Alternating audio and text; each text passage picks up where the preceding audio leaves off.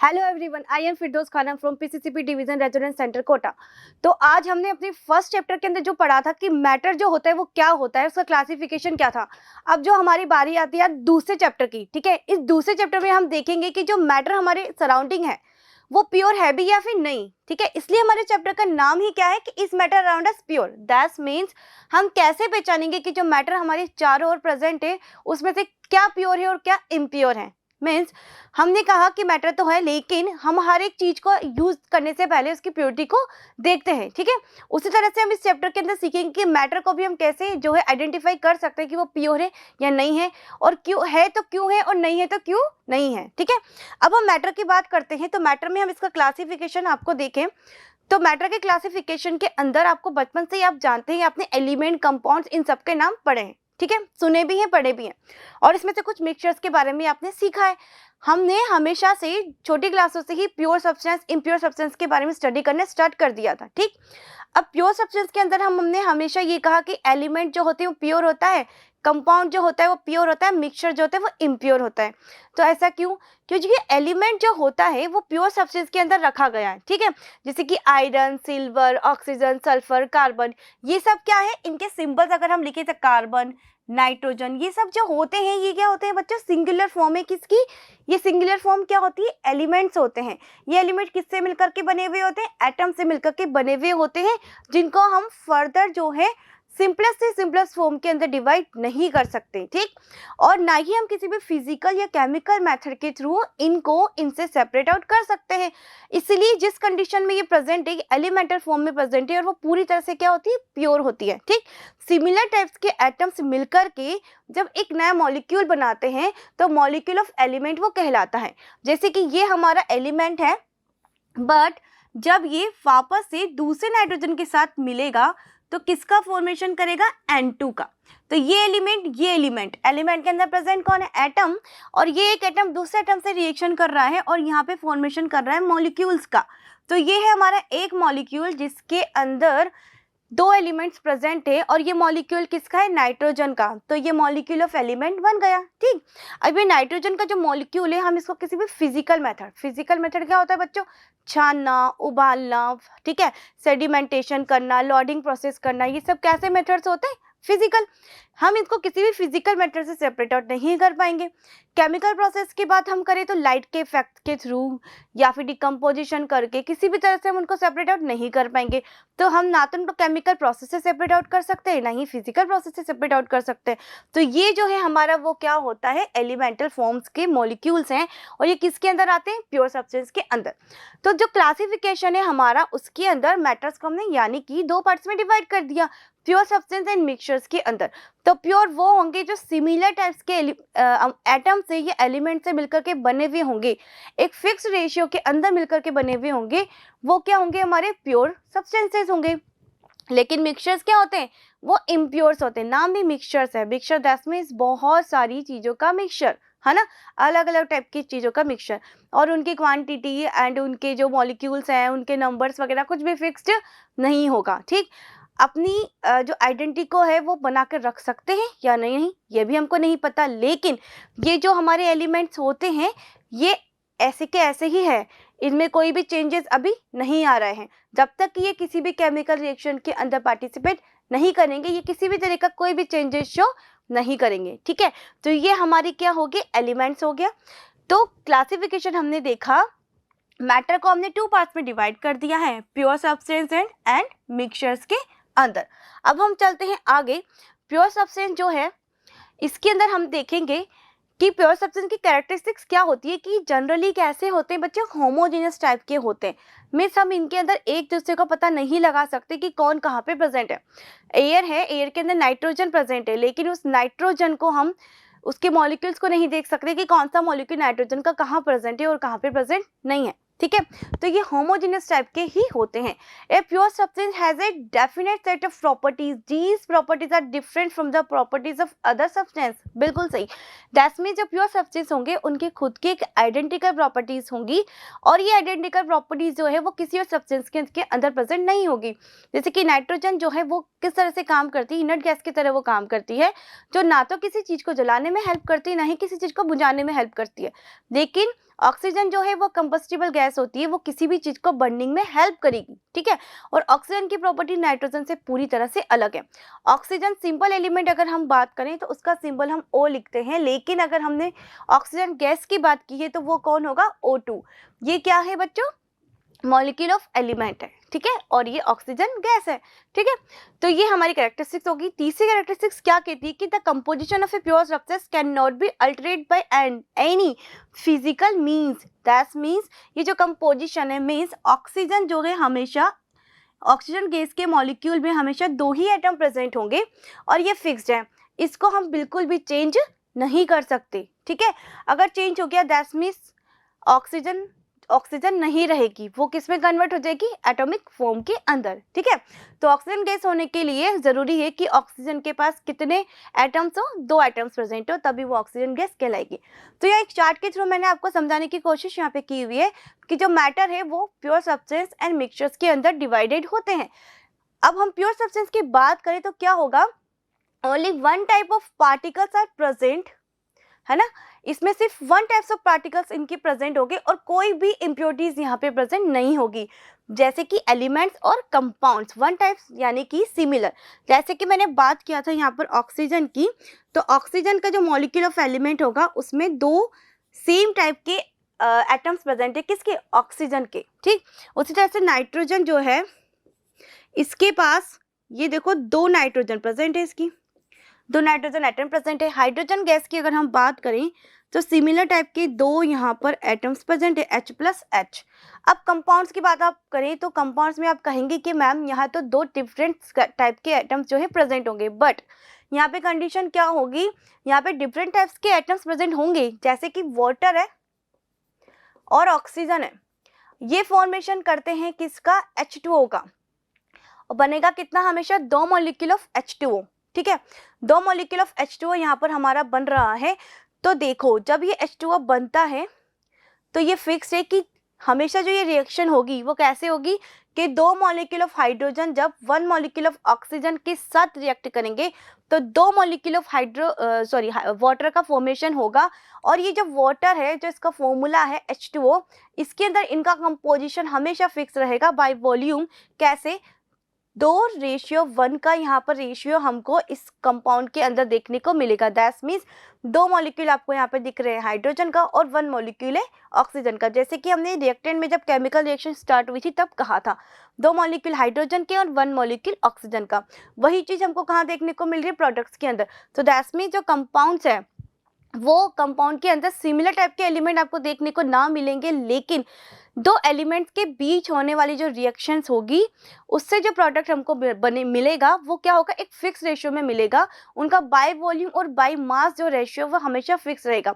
ये by volume ratio है जो आपको फॉर्मूला में देख करके पता चल रहा है कि 2 तो हाइड्रोजन है और 1 ऑक्सीजन है। बाय मास अगर हम इनका रेशियो निकालेंगे तो वो क्या होगा, हाइड्रोजन जो होता है उसका एटॉमिक मास जब हम बात करें तो वो होता है 1। यहाँ हमारे पास है 2 हाइड्रोजन, तो हमने मल्टीप्लाई किया 2 से। यहाँ पर ऑक्सीजन का जो रेशियो होता है वो 16, तो यहाँ पर हम 2:16 का सिंपलेस्ट रेशियो अगर निकालें तो वो होगा 1:8, और ये फिक्स्ड है, ठीक है। दैट मीन्स हाइड्रोजन से ऑक्सीजन 8 गुना ज़्यादा भारी है, 8 टाइम्स, ठीक है। ये बाई मास इनका जो है क्या है, रेशियो है, ये कभी भी चेंज होने वाला नहीं है। अगर हमने ये इनका जो केमिकल फॉर्मूला या हम ये बात करें जो कंपाउंड मिला है इसको अगर हमने चेंज कर दिया इन नंबर्स ऑफ एटम्स तो ये जो है हमारा कुछ और ही नया सब्सटेंस बन जाएगा। मिक्स हर एक कंपाउंड्स की जो भी हम देखते हैं उनका एक फिक्स रेशियो होता है, उसको हम बिल्कुल भी चेंज नहीं कर सकते। अगर हमने चेंज किया H2O को तो क्या होगा, अगर H2O2 कर दिया तो ये बच्चों वाटर नहीं रहेगा, ये क्या बन जाएगा, हाइड्रोजन पेरोक्साइड बन जाएगा। तो कंपाउंड एंड ऑक्सीजन दोनों ही प्योर है। देखो कैसे, यहाँ पे कंपाउंड का अगर रेशियो मैं ऑक्सीजन का चेंज कर देती हूँ तो वाटर ना रहेगा, कुछ और बन गया, दैट मीन्स इम्प्योरिटीज आ गई। तो ये बिल्कुल ही पॉसिबल नहीं है कि कंपाउंड के रेशियो में जो हम रिएक्शन करके उनको बना रहे हैं उसमें कोई भी चेंजेस हम करें। इसलिए एलिमेंट्स और कंपाउंड पूरी तरह से क्या होते हैं, फिक्स्ड रेशियो में होते हैं और ये पूरी तरह से प्योर है। किसी भी फिजिकल रिएक्शंस के थ्रू, फिजिकल मेथड के थ्रू हम इनको सेपरेट आउट नहीं कर सकते, ठीक है। अब हम बात करते हैं मिक्सचर्स की।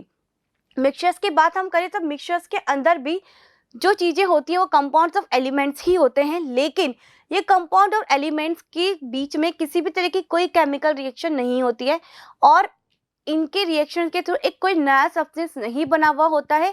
जब ये मिक्सचर्स के अंदर होते हैं तो सभी कंपाउंड्स अपने अपने एक आइडेंटिकल प्रॉपर्टीज को बनाए रखते हैं। जैसे कि हम यहाँ पे बात करते हैं वाटर के अंदर हमने अगर मिलाया है, किसको मिलाया है, NaCl को, water plus NaCl, NaCl that means sodium chloride आपका कॉमन सोल्ट एंड वाटर। जब हमने इन दोनों को ऐड किया तो वहां पर NaCl अपने कॉन्स्टिट्यूएंट पार्टिकल्स के अंदर नहीं टूटा, यानी कि Na+Cl के अंदर नहीं टूटा है, बल्कि हो क्या गया है, जो हमने फर्स्ट चैप्टर के अंदर पढ़ा था कि जब वाटर के अंदर NaCl को डाला था तो हुआ ये था कि वो डिसअपियर हो गया था। डिसअपियर क्यों हो गया था, वो टूटा नहीं था, बल्कि जो वाटर के बीच के जो गैप थे उन गैप्स को उसने क्या कर लिया था, ऑक्यूपाई कर लिया था। क्यों, बिकॉज मैटर जो होते हैं बहुत ही छोटे छोटे पार्टिकल से मिलकर के बने हुए होते हैं और इन पार्टिकल की साइज किसके बराबर होती है, एटम्स एंड मॉलिक्यूल्स के बराबर होती हैं। इसलिए वो जाकर के इतना छोटा हो गया कि वाटर के बीच के जो गैप थे उसको उसने पूरी तरह से फुलफिल कर दिया था। ये इसीलिए ये किसका फॉर्मेशन हुआ था, मिक्सचर्स का। यहाँ NaCl की प्रॉपर्टी अभी भी बनी हुई है, क्योंकि जब आप इस वाटर को टेस्ट करोगे तो इसका टेस्ट कैसा होगा, सोल्टी हो जाएगा। ठीक है, सोल्टी हो गया, दैट मीन्स NaCl ने अपनी आइडेंटिकल प्रॉपर्टी को शो कर दिया और वाटर की तरह ही यहाँ पर प्रेजेंट है। तो इन दोनों के बीच में किसी भी तरह की कोई रिएक्शंस नहीं हुई है, कोई भी बॉन्डिंग नहीं हुई है, इसलिए बनने वाला जो चीज है उसको हम क्या बोलेंगे, मिक्सचर बोलेंगे। ठीक है, तो मिक्सचर्स होते क्या है बच्चों, जिसके अंदर कंपाउंड्स जो होंगे वो डिफरेंट रेशियो में जो है रिएक्शन नहीं करेंगे, डिफरेंट रेशियो के अंदर मिक्स हो जाते हैं। ठीक है, और मिक्सिंग का जो प्रोसेस है वो दो तरीके से होता है। अगर डिफरेंट टाइप्स के कंपाउंड्स और एलिमेंट मिक्स हो रहे हैं और मिक्स होने के बाद वो पूरी तरह से यूनिफॉर्म जो है मिक्सचर का फॉर्मेशन कर रहे हैं, जिसके अंदर मिक्स होने के बाद वो हमको दिखाई ना दे, हम पहचान नहीं सके कि NaCl के पार्टिकल कहाँ प्रेजेंट है, कहाँ पर प्रेजेंट नहीं है। फर्स्ट स्टेप आपने जब NaCl की ली तो उतनी ही सोल्टी थी जितनी लास्ट स्टेप। तो इस तरीके का जो सॉल्यूशन होता है वो तो क्या कहलाता है, हमारे होमोजेनस मिक्सचर्स। ठीक है, ट्रू सॉल्यूशंस, जैसे कि H2O और NaCl का सॉल्यूशन, वाटर एंड शुगर का सॉल्यूशन, विनेगर एंड वाटर का सॉल्यूशन। ठीक है, इस तरह से हम जैसे मिल्क एंड वाटर का सॉल्यूशन हमारे पास हो गया, जूस एंड वाटर का सॉल्यूशन हो गया। तो जूस और वाटर का जब मिक्स कर देते तो हम बता नहीं सकते कि कहाँ जूस प्रेजेंट है और कहाँ वाटर प्रेजेंट है। जूस ने वाटर के साथ कोई रिएक्शन नहीं किए, बस वो आपस में एक दूसरे के साथ यूनिफॉर्मली तरीके से बहुत अच्छी तरीके से मिक्स हो गए हैं। तो ये हो गया मिक्सचर। और ऐसे मिक्सचर जो यूनिफॉर्मली तरीके से मिक्स हो जाए, जिसमें से हम डिस्टिंग्विश नहीं कर सकते एक मार्जिन लाइन के थ्रू कि कहाँ पर लिक्विड में से मिल्क प्रेजेंट है, कहाँ पर जो है वाटर प्रेजेंट है, कहाँ शुगर है, कहाँ पर NaCl है, हम डिस्टिंग्विश नहीं कर पा रहे हैं। तो ऐसे जो मिक्सचर्स होते हैं वो होमोजेनस कहलाते हैं। जबकि हेटेरोजेनस मिक्सचर्स वो होते हैं जब हम इनके अंदर किन्हीं दो चीज़ों को मिक्स करें। ठीक है, तो मिक्स करने के बाद वो दोनों ही चीज़ें हमको ईजिली वहाँ पर डिस्टिंग्विश हो जाए। ठीक है, जैसे कि हमने डाला चॉक पाउडर, डाला हमने सैंड पाउडर डाला, तो होगा क्या, सैंड जो है वो नीचे जाकर के सेटल डाउन हो जाएगी बकेट के अंदर, वाटर के अंदर ही डाला हमने। ठीक है, तो जब हम देख सकते हैं इजीली कि वाटर की लेयर ऊपर है और सैंड की लेयर नीचे है, तो हमने इजीली इन दोनों को डिस्टिंग्विश कर लिया। ये जो मिक्सचर्स हैं, इस मिक्सचर में कोई भी केमिकल रिएक्शन नहीं हुई है और हम इन दोनों के ही पार्टिकल्स को वहाँ पर देख पा रहे हैं।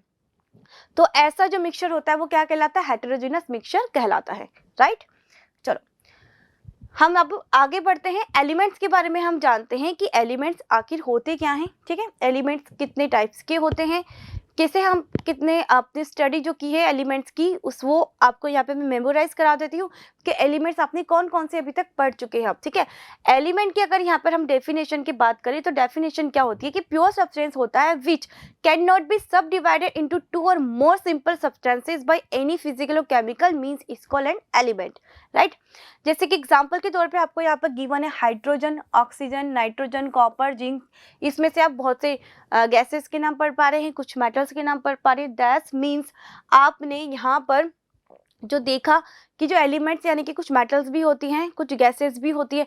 मीन्स आप थोड़ा मेमोराइज आपको हो रहा होगा कि आपने अभी तक जो पीरियोडिक टेबल्स जो देखी है, ठीक है, उस पीरियोडिक टेबल्स के अंदर जो आपने नंबर देखा है कि 118, ये जो 118 से बच्चों पीरियोडिक टेबल के अंदर जो एलिमेंट्स है वो वही एलिमेंट्स हैं, है ना, जिसके बारे में आप अभी तक पढ़ते हुए आ रहे हैं, देखते हुए आ रहे हैं कि सोडियम, पोटेशियम, इनका नाम आपने सुना है। ये वही एलिमेंट्स है जो पीरियोडिक टेबल्स के अंदर प्रेजेंट है। तो टोटल एलिमेंट्स अभी तक हमको कितने मिल चुके हैं बच्चों? 118। ठीक है, तो 118 एलिमेंट्स हमारे पास है। इसमें से मैं बात करूं आपके, तो कुछ मेटल्स हैं, कुछ नॉन मेटल्स हैं। ठीक है, अब 118 को अगर मैं यहाँ पर डिवाइड करूं अलग अलग सेक्शंस में, जैसे कि ये जो मेटल्स हैं ये होती है हमारे पास यहाँ पर 98 मेटल्स। ठीक है, इसमें से यहाँ पर हमारे पास बचती हैं 22 नॉन मेटल्स, और साथ में एक टर्म आती है मेटेलॉइड्स, राइट। 98 मेटल्स में से ये जो है जनरली कैसे होते हैं बच्चों? सभी सॉलिड्स होते हैं। लेकिन एक्सेप्शन की बात अगर हम यहाँ पर करें तो एक्सेप्शन होता है यहाँ पे मर्क्यूरी, Hg, जिसका सिंबल होता है। Hg किसका सिंबल है बच्चों? मर्क्यूरी का। ठीक, मेटेलॉइड्स यहाँ पर हम देखें तो मेटेलॉइड्स 8 होती हैं। मैंने यहाँ लिखा तो कितना है बच्चों? 118, लेकिन अगर आप 98 को और इन दोनों को प्लस करेंगे तो देखेंगे आप 118 से ज़्यादा का फिगर आपको ऑब्टेन हो रहा है। वो फिगर ऑब्टेन क्यों हो रहा है? क्योंकि 8 हमारे पास यहाँ पे क्या है? मेटेलॉइड्स हैं। और मेटेलॉइड्स क्या होती है बच्चों? मेटेलॉइड्स वो होती है जिनके अंदर मेटल्स एंड नॉन मेटल्स दोनों की ही प्रॉपर्टीज जो है वो प्रेजेंट होती है। तो जो मेटेलॉइड्स मैंने लिखी है वो क्या होगा? मेटल्स में भी प्रेजेंट होंगी और नॉन मेटल्स के अंदर भी प्रेजेंट होंगी। तो इनको हम डबल बार जो है काउंट नहीं कर रहे हैं। तो ये जो है हमारी क्या है? मेटेलॉइड्स है। ठीक है, अब आगे हम बढ़ते हैं। मेटेलॉइड जो होती है वो कितनी होती है बच्चों? 8। मैं बता देती हूँ कौन कौन सी होती है। इसको मैं रब करती हूँ और आपको यहाँ पे बताती हूँ। मेटेलॉइड जो है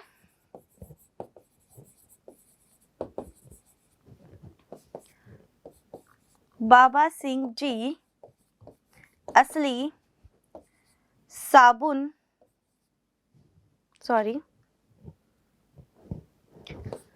बाबा सिंह जी असली साबुन तेल पाउडर आते हैं। ठीक है, ये जो है हमारी 8 मेटेलॉइड्स हैं। उसी तरह से जो नॉन मेटल्स हैं इनकी अगर फिजिकल स्टेट हम देखें तो ये सॉलिड्स, लिक्विड्स एंड गैसेस तीनों ही स्टेट के अंदर प्रेजेंट होती है। लेकिन मेटल्स की जनरल फिजिकल प्रॉपर्टीज क्या होती है बच्चों? कि वो सभी ज्यादातर मैक्सिमम सॉलिड स्टेट के अंदर ही प्रेजेंट होती है। एक ही एक्सेप्शन था जिसको मैंने बताया था, मर्क्यूरी। ठीक है, ये है हमारी। अब सॉलिड की बात हम यहाँ पर करें तो सॉलिड हम देखें, बोले शिव ऐसी तेरी आत्मा कार पकड़ो सावधानी से आई, यानी कि आयोडीन है हमारा, बोरोन है, सिलिकॉन है, ये सब क्या होती है बच्चों? सॉलिड्स होती है, नॉन मेटल्स के अंदर ही आती हैं। इसमें से कुछ आप यहाँ पे देखो, यहाँ पे देखोगे कि मेटेलॉइड्स जो हैं वो इसके अंदर भी आपको दिखाई दे रहे हैं। ठीक, लिक्विड्स की हम बात करें तो लिक्विड्स यहाँ पे जो होता है वो होता है ब्रोमाइन, नॉन मेटल्स के अंदर।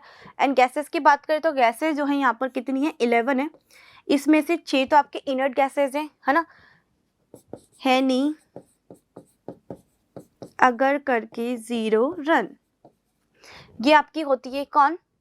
Non inert gases. Inert gases की बात हम करें तो इनर्ट गैसेस दैट मीन्स जो कि हमेशा कभी भी किसी के साथ कोई मॉलिक्यूल नहीं बनाती, ऑलवेज सिंगुलर फॉर्म के अंदर ही प्रेजेंट होती है। इन्हें रिएक्शन करने, ये रिएक्शन किसी से करते ही नहीं है, इसलिए इनका नाम क्या है? इनर्ट गैसेस है ना। ये मॉलिक्यूलर फॉर्म के अंदर प्रेजेंट नहीं होती है, ये स्टेबल गैसेस होती है। इनको नोबल गैसेस भी हमने बोला है। और बाकी की जो बची हुई 5 गैसेस है, जैसे कि fluorine, chlorine, oxygen, nitrogen and hydrogen. ठीक है, तो ये हमारा डिस्क्रिप्शन हो गया किसके बारे में? एलिमेंट्स के बारे में। तो पीरियोडिक टेबल्स के अंदर 118 एलिमेंट जो है प्रेजेंट है। उनमें से कुछ मैक्सिमम जो है वो मेटल्स हैं, एंड जो बचे हुए हैं वो कौन है? Non metals. और नॉन मेटल्स के अंदर भी सॉलिड, लिक्विड एंड गैसेस के फॉर्म में प्रेजेंट है। और 8 जो होते हैं वो कौन है? हमारे पास मेटेलॉइड्स प्रेजेंट है। ठीक है, तो आगे हम बढ़ते हैं। क्लासिफिकेशन ऑफ एलिमेंट, जैसे कि सॉलिड, लिक्विड एंड गैसेज, जो मैंने आपको अभी बताया कि कितने सॉलिड्स हैं, कितने लिक्विड्स हैं और गैसेज हैं, यही हमको बताया हुआ है। ये किसके बेसिस पे इनको हमने यहाँ पर डिवाइड किया हुआ है, on the basis of physical states of elements में, जिसमें हमने कहा कि सॉलिड जो होती है जनरली मेटल्स होती हैं, एंड जो नॉन मेटल्स है वो सॉलिड, लिक्विड एंड गैसेज तीनों ही स्टेट के अंदर प्रेजेंट होगी। ठीक है, फिर ये कंपाउंड्स की अगर हम बात करें तो a pure substance which is composed of two or more different elements combined chemically in a different ratio by mass such that it can be broken into elements only by chemical means is called a compound. That means कि ऐसे compound जो fix ratio में मिलकर के बने हुए होते हैं, किससे, एलिमेंट से मिलकर के, दो से ज़्यादा एलिमेंट जो है रिएक्शन करेंगे और रिएक्शन करके किसका फॉर्मेशन करते हैं, कंपाउंड्स का। हमने यहाँ पर एग्जांपल आपको जैसे वहाँ पर दिया था, H2 + O2 है, जब ये रिएक्शन करता है तो किसका फॉर्मेशन करता है, वाटर का, लेकिन इनका रेशियो कैसा होता है, फिक्स्ड होता है, बाय वॉल्यूम भी और बाय मास भी। तो कंपाउंड जो होते हैं, सबसे पहली बात तो उनका रेशियो पूरी तरह से फिक्स्ड होता है। और कंपाउंड की अगर हम बात करें तो जैसे कि calcium carbonate, H2, SO4, NaOH यानी कि सोडियम हाइड्रोक्साइड, NaCl, ठीक है, ये सब क्या है, HCl, ये सब क्या है बच्चों, कंपाउंड्स हैं, और ये किसी ना किसी तरीके से फिक्स रेशियो के अंदर मिलकर के बने हुए होते हैं। केमिकल रिएक्शंस के अंदर इनके एटम्स पार्टिसिपेट करते हैं और एक नए कंपाउंड्स का फॉर्मेशन करते हैं। ठीक है, तो कंपाउंड का डिकम्पोजिशन और सिंथेसिस दोनों ही होता है, लेकिन किसके बेसिस पे, फिक्स रेशियो में, केमिकल रिएक्शन के बेसिस पर। चलो आगे बढ़ते हैं। यहाँ पर आपको टाइप्स ऑफ कंपाउंड्स यहाँ पर मैं आपको बताने वाली हूँ। टाइप्स ऑफ कंपाउंड्स के अंदर हम सबसे पहला जो बेसिस ले रहे हैं वो किसके बेसिस पे ले रहे हैं, on the basis of constituent of elements. That means जो एलिमेंट्स हैं उनके कॉन्स्टिट्यूएंट क्या होते हैं, जिससे कि वो एलिमेंट मिलकर के बना हुआ होता है, that means particles of element. ठीक है, उसके बेसिस पर हमने यहाँ पर इनको जो है डिवाइड किया हुआ है, क्लासीफाई किया हुआ है। सबसे पहले तो इनऑर्गेनिक कंपाउंड। इनऑर्गेनिक कंपाउंड्स वो होते हैं जो हमें कहाँ से मिले हुए होते हैं, अर्थ क्रस्ट से, मिनरल्स की फॉर्म में जो हमको ऑब्टेन होते हैं, वो कैसे कंपाउंड्स कहलाते हैं, इनऑर्गेनिक कंपाउंड्स कहलाते हैं। जैसे कि कुछ नाम मैंने अभी आपको बताए थे, NaCl जो कि हमको कहाँ से मिलता है, रॉक्स एंड मिनरल से मिलता है। मार्बल होता है आपका CO3 यानी कि कैल्शियम कार्बोनेट। कॉमन सोल्ट का फॉर्मूला भी लिख देती हूँ, NaCl। वॉशिंग सोडा होता है आपका Na2CO3.H2O, ये होता है वॉशिंग सोडा। बेकिंग सोडा होता है आपका sodium by carbonate, carbon dioxide, ammonia NH3 and sulphuric acid, that means H2SO4। ये सभी कहाँ से मिलते हैं हमको, ये किसी ऑर्गेनिक कंपाउंड्स यानी कि हमारे अंदर प्लांट्स एलिमेंट्स के अंदर प्रेजेंट नहीं होते, सभी के सभी मिनरल्स के फॉर्म में अर्थ क्रस्ट से एक्सट्रैक्ट आउट किए जाते हैं, इसलिए ये कैसे होते हैं, इनऑर्गेनिक कंपाउंड कहलाते हैं। ऑर्गेनिक कंपाउंड, इनको हम कार्बन कंपाउंड्स भी कहते हैं, बिकॉज ये सब कहाँ से ऑब्टेन होंगे हमको, प्लांट से और एनिमल से। ठीक है, कार्बन जो होता है उसकी काफ़ी लंबी चेन होती है, जिसको हम हाइड्रोकार्बन्स के अंदर पढ़ते हैं। ठीक है, और ऑर्गेनिक कंपाउंड जो है हमें ऑर्गेनिक मटेरियल से ही मिलेंगे। ऑर्गेनिक मटेरियल कौन होगा, जो लिविंग बींग्स हैं, ठीक है, एनिमल्स एंड प्लांट्स, उनसे ऑब्टेन होने वाले जो कंपाउंड्स हैं वो क्या कहलाते हैं, ऑर्गेनिक कंपाउंड्स कहलाते हैं। जैसे कि मैथेन होता है आपका CH4। अल्कोहल की बात अगर हम यहाँ पर करें तो जैसे कि CH3OH, ये मैथेनॉल हो गया। ठीक है, ये भी एक अल्कोहल है। फिर C2H5OH, मैथेनॉल जो होता है वो ड्रिंकिंग पर्पस के लिए यूज़ नहीं किया जा सकता, ये टॉक्सिक होता है। लेकिन जो अल्कोहल जिसका यूज़ करते हैं वो कौन होता है, एथेनॉल होता है, C2H5OH। ठीक है, इसमें कार्बन की चेन आपको दिखाई दे रही है। कार्बन एंड हाइड्रोजन के बीच का जो बॉन्ड होता है वो हाइड्रोकार्बन्स के अंदर प्रेजेंट होता है, और ये जनरली कैसे होते हैं, ऑर्गेनिक कंपाउंड्स होते हैं। ठीक है, एसिटिक एसिड कहाँ से मिलता है हमको, एसिटिक एसिड जो होता है वो विनेगर के अंदर प्रेजेंट होता है। इसका यूज़ हम कहाँ पे करते हैं, फूड को प्रिजर्वेशन करने के लिए, ये हमारा एसिटिक एसिड होता है, CH3COOH। शुगर की हम यहाँ पे बात करें तो C11H22, C12H22O11, ये हमारी होती है शुगर। ठीक है, तो शुगर भी देखो कार्बन, हाइड्रोजन और ऑक्सीजन से मिलकर के जो है किसका फॉर्मेशन हो रहा है, ऑर्गेनिक कंपाउंड्स का। ठीक। यहाँ पर अगर आप कंपेरिजन करें ऑर्गेनिक और इनऑर्गेनिक के अंदर, तो यहाँ जो आप देखेंगे कि जो भी कार्बन और ऑक्सीजन तो है, लेकिन साथ में हाइड्रोजन के साथ वहाँ पे कोई बॉन्डिंग नहीं है। तो ऑर्गेनिक कंपाउंड, ऐसे ऑर्गेनिक कंपाउंड जिसमें कार्बन, हाइड्रोजन और ऑक्सीजन तीनों के साथ बॉन्डिंग करता है, वो क्या कहलाते हैं? ऑर्गेनिक होते हैं। और साथ में ये ऑब्टेन कहाँ से हो रहे होते हैं? हमें प्लांट से या फिर एनिमल से। ठीक है, तो ये हमारे ऑर्गेनिक कंपाउंड हो गई, ये मेथेन हो गई, ये आपकी ऑर्गेनिक कंपाउंड्स होती है। ठीक है, बायोगैस जिसको आप कहते हो, alcohols, acetic acid and sugar. ठीक है, अल्कोहल जो है प्रोड्यूस किया जाता है जिसकी शुगर कैन से, ग्रेप से। ठीक है, तो ये ऑर्गेनिक कंपाउंड की कैटेगरी के अंदर आता है। प्रोटीन्स, ऑयल एंड फैट्स, ये सभी क्या होते हैं? ऑर्गेनिक मटेरियल्स होते हैं। तो अब हम आगे देखते हैं इसका क्लासिफिकेशन। दूसरा जो क्लासिफिकेशन है किसके बेसिस पे किया गया है? इनकी प्रॉपर्टीज के बेसिस पर। प्रॉपर्टी के बेसिस पे 2 टाइप्स के होते हैं, acids and bases and 3 type के होते हैं, acid, bases and salt. Acid वो होते हैं बच्चों जो हमको क्या करें, वाटर के अंदर जिनको हम जब डिसॉल्व करें तो ये H+ आयन को रिलीज करते हैं। ये RNAs की कॉन्सेप्ट है। जनरली अगर फिजिकल प्रॉपर्टीज पे हम इनकी जाए तो एसिड जो होते हैं टेस्ट में सोर होते हैं, खट्टे होते हैं, जैसे कि विनेगर है, लेमन है, टेमेराइंड है। ठीक है, ये सब क्या होते हैं? टेस्ट में सोर होते हैं, मतलब जब इनको टेस्ट करें तो हमें खट्टे लगेंगे, सोर लगेंगे। लेकिन दूसरे अगर हम केमिकल प्रॉपर्टीज की बात करें तो एसिड वो होंगे जो क्या करेंगे? H+ आयन को रिलीज करेंगे और वाटर के साथ मिलकर के किसका फॉर्मेशन करते हैं? हाइड्रोनियम आयन का, यानी कि H3O+ का। ये क्या होता है? हाइड्रोनियम आयन होता है। किसके अंदर? एक्वस सॉल्यूशन के अंदर। HCl एक गैस की फॉर्म में प्रेजेंट होती है। ठीक है, लेकिन अगर HCl एनवायरनमेंट के अंदर प्रेजेंट है तो वो किसी भी तरह से H+ का वहाँ पे रिलीज नहीं करेगी H+ को, जब तक कि वहाँ पर कौन सा मीडियम नहीं होगा? एक्वस मीडियम होगा। ठीक है, एक्वस मीडियम दैट में जब वाटर के अंदर हम HCl को, यानी कि हाइड्रोक्लोरिक एसिड को जब हम डिसोल्व करेंगे, जब वो वाटर में नहीं है तो वो एसिड नहीं कहलाएगी, हाइड्रोक्लोरिक, वो गैस की फॉर्म में प्रेजेंट होगी। जब हम इसको वाटर के अंदर डिसोल्व करेंगे तभी वो H+ आयन को रिलीज करेगी, क्योंकि एसिड H+ आयन रिलीज करके किसका फॉर्मेशन करते हैं? हाइड्रोनियम आयन का। और एब्सेंस ऑफ वाटर में कभी भी हाइड्रोनियम आयन बन ही नहीं पाएंगे। ठीक है, तो ये हमारे एसिड्स हो गए। बेसिस की बात हम करें तो बेसिस की फिजिकल प्रॉपर्टीज तो ये होती है कि बेसिस जो होते हैं वो टेस्ट के अंदर कैसे होते हैं? बिटर होते हैं, कड़वे होते हैं। ठीक है, लेकिन फिजिकल प्रॉपर्टीज की बात अगर हम करें तो ये क्या करते हैं? एक्वा सॉल्यूशन के अंदर जो हमारे हाइड्रोक्साइड आयन है इसको रिलीज करते हैं। हाइड्रोक्साइड आयन मतलब OH- आयन को ये रिलीज करेंगे किसके अंदर? एक्वा सॉल्यूशन के अंदर। ठीक है, जैसे कि आपको यहाँ पे कुछ एग्जाम्पल दिए हुए हैं, हाइड्रोक्लोरिक एसिड ये वगैरह आपको मैंने अभी पिछले स्लाइड में भी बता दिया था, इसलिए मैं आपको सिर्फ यही वाले एग्जाम्पल लिख करके बता रही हूँ। तो ये होता है हमारे NaOH,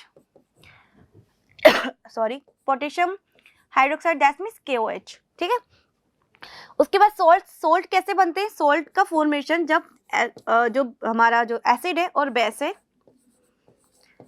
ये जब रिएक्शन करते हैं तो फॉर्मेशन करते हैं सोल्ट का, जैसे कि NaCl प्लस वाटर, और कुछ अमाउंट में एनर्जी जो है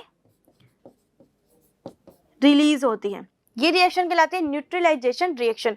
तो सॉल्ट का फॉर्मेशन जो होता है न्यूट्रलाइजेशन रिएक्शन के थ्रू होता है।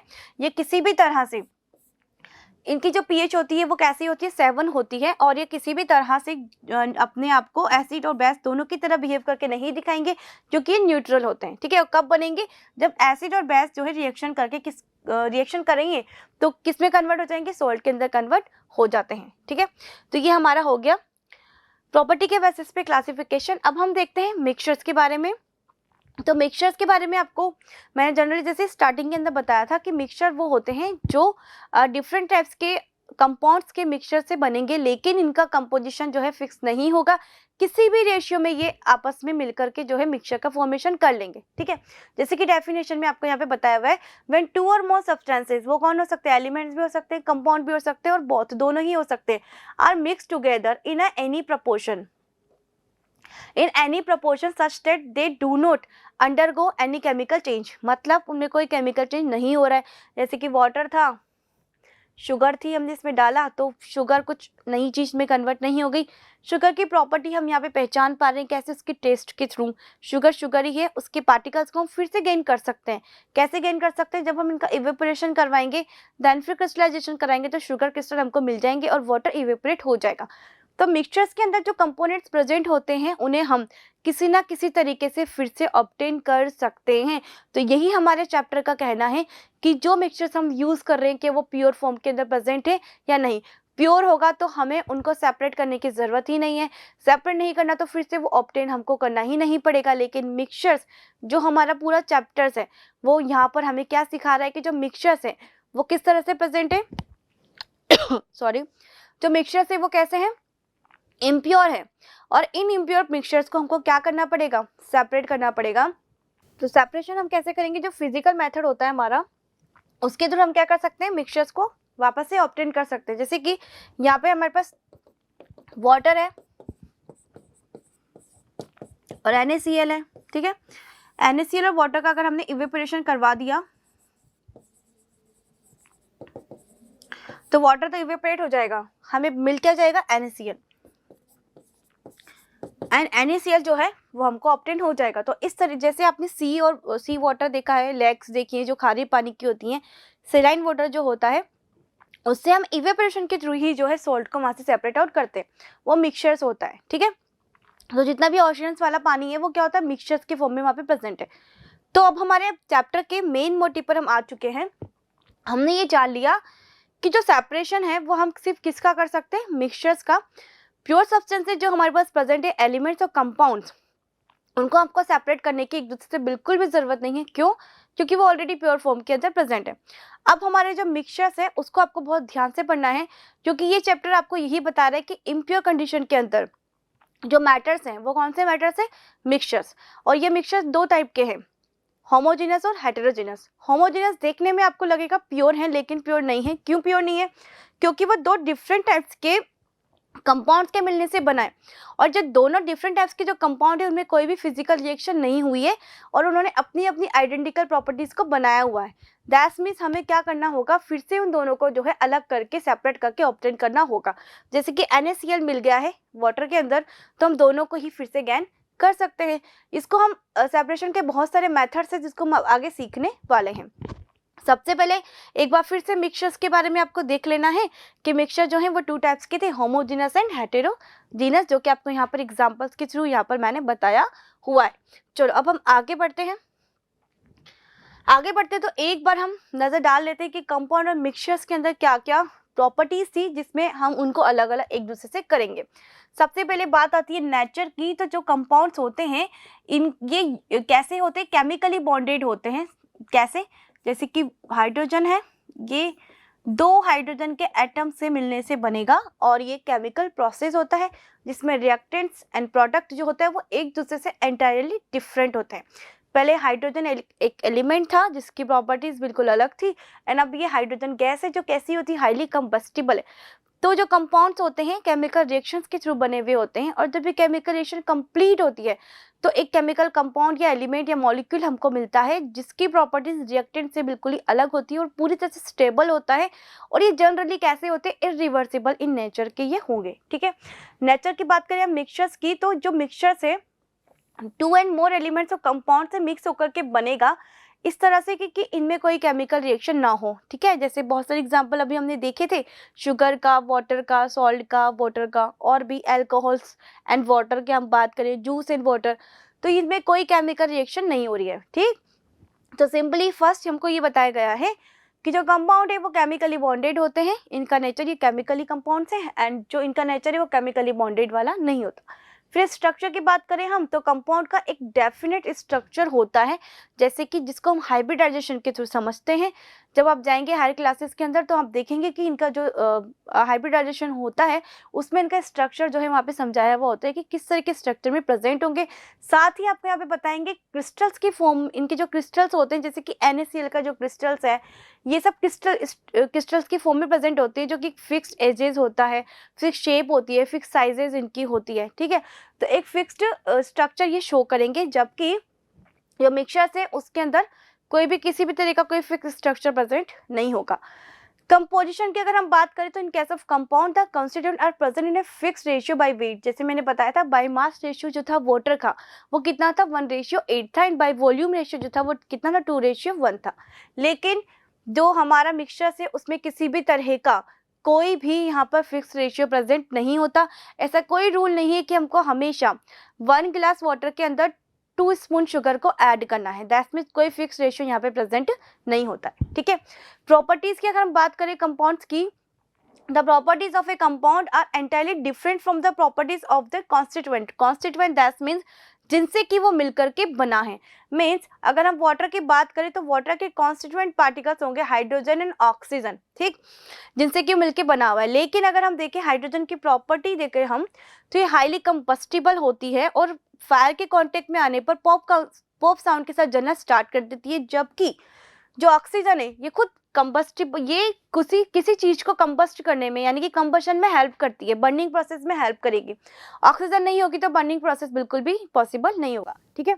लेकिन जो वाटर होता है इन दोनों से ही बिल्कुल डिफरेंट प्रॉपर्टी शो करता है, वो ये कि वाटर जो है किसी भी चीज को बुझाने में हेल्पफुल होता है, ये फायर को पुट ऑफ करता है, ठीक है। तो हम देख रहे हैं यहाँ पर कि वाटर के जो कॉन्स्टिट्यूएंट पार्टिकल्स है उनकी प्रॉपर्टीज वाटर से बिल्कुल ही अलग है, ठीक। तो जब ये दोनों कॉन्स्टिट्यूएंट मिलकर के वाटर का फॉर्मेशन करते हैं तो एक केमिकल रिएक्शन होती है जिसमें दोनों ही अपनी अपनी प्रॉपर्टीज को खो चुके होते हैं और एक नए कंपाउंड के अंदर, एक नए प्रोडक्ट के अंदर चेंज हो चुके होते हैं। ये सी रिएक्शन जो होती है वो क्या कहलाती है? केमिकल रिएक्शन, ठीक है। लेकिन यहाँ पर हम देखें तो मिक्सचर्स के अंदर ऐसा कुछ भी नहीं होता है। शुगर का टेस्ट अगर वाटर में ना डालें तभी भी हमको कैसा मिलेगा? स्वीट ही होगा। अगर वाटर में ऐड कर दे तभी भी स्वीट ही रहने वाला है, उसके टेस्ट में कोई चेंजेस नहीं हो रहा है। दैट मीन्स कोई भी केमिकल रिएक्शन वहाँ नहीं हुई है और कॉन्स्टिट्यूएंट पार्टिकल्स के अंदर कोई भी चेंजेस नहीं हुआ, ठीक। सेपरेशन ऑफ कॉन्स्टिट्यूएंट, इनके सेपरेशन टेक्निक्स में हम किसी भी तरह से छान कर, उबाल कर, सेडिमेंट करके इनको सेपरेट आउट नहीं कर सकते, जबकि जो हमारे मिक्सचर से उनको सेपरेट कर सकते हैं फिजिकल मीन से। जैसे कि अगर हमारे पास वाटर है, वाटर के अंदर डस्ट पार्टिकल्स या स्मॉल पार्टिकल्स, इनसॉल्युबल टाइप्स के पार्टिकल्स चले गए हैं तो हम फिल्टर उसको कर देंगे, तो फिल्टर करने पर हमको जो है वाटर, क्लीन वाटर मिल जाएगा। मीन्स हमने फिजिकल प्रॉपर्टीज के, फिजिकल मेथड के थ्रू उनको सेपरेट आउट कर दिया, लेकिन कंपाउंड्स में ऐसा पॉसिबल नहीं है। एनर्जी चेंजेस, दैट मीन्स जब भी कोई केमिकल रिएक्शंस होती है, केमिकल चेंजेस होते हैं तो कुछ टाइप की एनर्जी जो है वहाँ पर रिलीज होती है। हमने जैसे न्यूट्रलाइजेशन रिएक्शन लिखी थी अभी, जिसमें एसिड और जो बेस था उन दोनों के बीच में रिएक्शन हो रही थी और एक नया कंपाउंड बन रहा था जिसको हमने बोला था सॉल्ट। तो साथ में ये रिएक्शन में मैंने आपको बोला था हीट भी इवॉल्व हो रही है। दैट मीन्स एक जो थर्मिक ऑफ रिएक्शन थी ये, जिसमें 2 बॉन्ड टूट रहे थे, आपस में इंटरचेंज हुए और उसमें एनर्जी को उनको रिलीज करना पड़ा और स्टेबिलिटी गेन करनी पड़ी। तो ये सब किसके अंदर होता है? कंपाउंड्स के अंदर। लेकिन मिक्सचर्स के अंदर ऐसा बिल्कुल भी कुछ भी नहीं होता है। चलो अब हम आगे बढ़ते हैं। टाइप्स ऑफ सॉल्यूशंस की बात हम करें तो टाइप्स ऑफ सॉल्यूशन में यहाँ पर आपको एक टर्म दी गई है, ट्रू सॉल्यूशन। तो ट्रू सॉल्यूशन क्या होते हैं बच्चों? मिक्सचर्स के जो होमोजेनियस टाइप के मिक्सचर्स होते हैं उनको हम ट्रू सॉल्यूशंस कहते हैं, क्योंकि ये आपस में मिक्स होने के बाद दिखाई नहीं देते और हम इनको अपनी आंखों से डिस्टिंग्विश नहीं कर सकते कहाँ पे किसके पार्टिकल्स प्रेजेंट है। तो ये सॉल्यूशन जो है ट्रू सॉल्यूशन से, वो किसके हैं? होमोजेनियस सॉल्यूशंस के। अब ट्रू सॉल्यूशंस के अलावा अगर हम सिर्फ सॉल्यूशन टर्म लेकर चलें तो भी जो सॉल्यूशंस होता है उसके हमेशा 2 कॉन्स्टिट्यूएंट पार्टिकल्स होते हैं। जैसे कंपाउंड के कॉन्स्टिट्यूएंट पार्टिकल्स थे, वाटर का मैंने बताया था, हाइड्रोजन एंड ऑक्सीजन, वैसे ही अगर यहाँ पे इनकी कॉन्स्टिट्यूएंट पार्टिकल्स की बात करें तो हम इनको 2 टर्म्स में डिवाइड करेंगे, किसमें? सॉल्यूट एंड सॉल्वेंट में। तो सॉल्यूशन जो होता है सॉल्यूट और सॉल्वेंट से मिलकर के बना हुआ होता है, एंड सॉल्यूट जो होते हैं वो लिक्विड, सॉलिड एंड गैसेस कुछ भी हो सकती हैं, एंड जो सॉल्वेंट होता है वो भी सॉलिड, लिक्विड एंड गैसेस किसी भी फॉर्म में प्रेजेंट हो सकता है। डिफरेंस सिर्फ कितना होगा कि सॉल्वेंट जो होता है वो लार्ज अमाउंट में प्रेजेंट होगा एंड सॉल्यूट जो है वो स्मॉल अमाउंट के अंदर प्रेजेंट होता है। और सॉल्वेंट का काम क्या होता है? सॉल्यूट को अपने अंदर डिसॉल्व करने का, और सॉल्यूट का काम क्या होता है? सॉल्वेंट के अंदर डिसॉल्व होने का। और ये दोनों मिलकर किसका फॉर्मेशन करते हैं? सॉल्यूशन का, ठीक है। जो डेफिनेशन यहाँ पे लिखी है इसको आप बोर्ड से जो है नोट डाउन कर सकते हैं। अब हम बढ़ते हैं आगे। कैरेक्टरिस्टिक्स ऑफ ट्रू सॉल्यूशंस की अगर हम बात करें तो इनकी जो पार्टिकल्स की साइज होती है बहुत ही ज़्यादा छोटी होती है। कितनी होती है? 1 nm तक होती है, 1 नैनोमीटर तक होती है, जिसको मीटर में अगर हमने मेजर किया तो कितना है? 10⁻⁹ मीटर से भी छोटे होते हैं। और ये क्या कर सकते हैं? फिल्टर पेपर्स के थ्रू, जिस आराम से फिल्टर पेपर आपने देखा होगा तो उसके पोर्स के बीच का गैप आप देख नहीं सकते, है ना, बहुत छोटे होते। लेकिन ये ट्रू सॉल्यूशंस होमोजेनियस सॉल्यूशन या ट्रू सॉल्यूशन जो है वो इतने छोटे पार्टिकल्स वाले होते हैं कि उस फिल्टर पेपर में से भी इजीली फिल्टर आउट हो जाते हैं, ठीक है। ये क्या नहीं कर सकते? स्कैटरिंग नहीं कर सकते। दैट मीन्स इनके अंदर अगर हम लाइट को पास आउट करें तो लाइट क्लियरली वहां से विजिबल होते हुए निकल जाएगी। ठीक है, ट्रू सॉल्यूशन जो होते हैं completely pass of filter paper, ये मैंने जस्ट अभी आपको बताया, इसको हम होमोजेनस मिक्सचर भी कहते हैं, होमोजेनस मिक्सचर भी कहते हैं। एंड ट्रू सॉल्यूशन पार्टिकल्स जो होते हैं ये कभी भी सेटल डाउन नहीं हो सकते। क्यों? क्योंकि इतने छोटे होते हैं, बहुत फाइन पार्टिकल्स ही होते हैं, हमेशा वहाँ पर ये पूरी तरह से मिक्स हो चुके होते हैं वाटर के अंदर, जो स्पेसेस उसको ऑक्यूपाई कर चुके होते हैं, इसलिए ये बिल्कुल भी सेटल डाउन होने वाले नहीं है। Form a true solution, the solute can easily be recovered by evaporation and crystallisation. तो जो ट्रू सॉल्यूशन है, इसमें से अगर हमको सॉल्यूट को सॉल्वेंट में से अलग करना है तो इसके लिए इवेपोरेशन एंड क्रिस्टलाइजेशन हमको करना पड़ेगा। मैंने आपको ये पहले ही बता दिया था। जैसे NaCl का जो सॉल्यूशन था, वाटर सॉल्यूशन जो सॉल्टी सॉल्यूशन जो था, उसके अंदर से हमने इवेपोरेशन से और क्रिस्टलाइजेशन से सॉल्ट को सेपरेट आउट कर सकते हैं और शुगर को सेपरेट आउट कर सकते हैं। फिर हम इसका क्रिस्टलाइजेशन कराएंगे जिससे कि फिक्स रेशियो के क्रिस्टल्स हमको फिर से अलग अलग मिल जाएंगे। ठीक है, अब हम बात करते हैं यहाँ पे types of solutions on the basis of concentration. Concentration की बात हम करें तो कंसंट्रेशन दैट मीन्स कितनी मात्रा में किस तरीके से वो प्रेजेंट है मिक्सचर्स के अंदर। तो फर्स्ट हम आपको यहाँ पे दी हुई सैचुरेटेड सॉल्यूशन, सैचुरेटेड सॉल्यूशन की अगर हम यहाँ पर बात करें तो जो सैचुरेटेड सॉल्यूशन है वो अनसैचुरेटेड और सुपर सैचुरेटेड, इनको एक छोटे से टर्म्स के थ्रू मैं आपको बता देती हूँ। सैचुरेटेड सॉल्यूशन दैट मीन्स जितनी कैपेसिटी है किसी सॉल्वेंट की, ठीक है, अपने अंदर सॉल्यूट को डिसॉल्व करने की, उतनी ही कैपेसिटी में अगर वो उस सॉल्यूट को डिसॉल्व कर रहा है तो वो सैचुरेटेड सॉल्यूशन है। ठीक है, मीन्स ये हमारा 1 ग्लास ऑफ अगर वाटर है जिसके अंदर हम कम 3 स्पून ऑफ शुगर को डिसॉल्व कर सकते हैं, तो हमने जब 3 स्पून ऑफ शुगर इस वाटर के अंदर डाला, थोड़ा सा इसको स्टीयर किया, तो ये जो है डिसॉल्व हो जाएगा। ठीक है, तो ये जो सॉल्यूशन है सैचुरेटेड सॉल्यूशन है। बट अगर हमने इसकी कैपेसिटी से कम सॉल्यूट इसके अंदर लिया है, मीन्स 1 ग्लास ऑफ यहाँ पर ये लिक्विड है और इसके अंदर हमने 3 स्पून ना डाल करके ओनली 1 स्पून शुगर को ऐड किया है, तो मीन्स इसकी अभी भी जो है कैपेसिटी बची हुई है 2 स्पून और अपने अंदर डिसॉल्व करने की। तो ऐसा जो सॉल्यूशन होगा वो क्या होगा? अनसैचुरेटेड सॉल्यूशन, मतलब कैपेसिटी से कम, ये होगा अनसैचुरेटेड और ये होगा हमारा सैचुरेटेड। ठीक है, इसके बाद हम अगर इस सैचुरेटेड सॉल्यूशन के अंदर चाहते हैं कि हम और भी ज्यादा शुगर को ऐड करें और हमने इसके अंदर डाल दिया 10 स्पून ऑफ शुगर, तो हम अगर इसको स्टीयर करते हैं तो ये डिसॉल्व नहीं होगी और नीचे जाके सेटल डाउन हो जाएगी। फिर हम इसको फोर्सफुली इसका टेम्परेचर बढ़ाएंगे, टेम्परेचर बढ़ा के इसको हम गर्म करेंगे। गर्म करेंगे तो हम देखेंगे सॉल्यूशन पहले से गाढ़ा हो चुका है, काफ़ी विस्कोस हो चुका है, और जब ये सॉल्यूशन ठंडा होगा तो वो सारी की सारी एक्स्ट्रा शुगर जो डिसॉल्व की थी वो नीचे आकर के सेटल डाउन हो जाएगी, जिसको आप कहते हैं चाशनी का फॉर्मेशन जो होता है, जो हलवाई करता है। ठीक है, वो कौन सा सॉल्यूशन होता है बच्चों? सुपर सैचुरेटेड सॉल्यूशन वो होता है। तो सैचुरेटेड दैट मींस कैपेसिटी के अकॉर्डिंग, कैपेसिटी से कम अगर हम सॉल्यूट को ले रहे हैं तो अनसैचुरेटेड, और कैपेसिटी से ज़्यादा सैचुरेशन सॉल्यूशन की कैपेसिटी से ज़्यादा सॉल्यूट को डिसॉल्व कर रहे हैं अगर हम, तो वो सॉल्यूशन जो होता है वो हमारा क्या कहलाता है? Super saturated solution. ठीक है, तो ये हमारा बन गया super saturated solution. Concentration that means मात्रा हमने यहाँ पे यूज की कैपेसिटी में, तो सैचुरेटेड, कैपेसिटी से कम अनसैचुरेटेड, और ज्यादा तो सुपर सैचुरेशन। ठीक है, फिर हम यह बात करते हैं on the basis of solvent. Solvent that means जिसके अंदर हमने उनको डिसॉल्व किया है वो सॉल्वेंट अगर वाटर है तो हमारा जो सॉल्यूशन होगा वो क्या कहलाएगा? Aqueous solution. अगर सॉल्वेंट यहाँ पर जो है वाटर के अलावा कोई और है तो वो जो सॉल्यूशन है वो क्या कहलाएगा? Non aqueous solution. जैसे कि अगर हमने बात की आयोडीन है और ये जो है किस में डिसॉल्व हो जाती है? कार्बन टेट्रा क्लोराइड में, CCl4। तो CCl4 भी एक सॉल्वेंट होता है, अल्कोहल भी एक सॉल्वेंट है। ठीक है, तो वाटर को छोड़ करके अगर कोई और सॉल्वेंट हमने यूज किया है तो वो जो सॉल्यूशन है वो क्या कहलाएगा? नॉन एक्वस सॉल्यूशंस कहलाते हैं।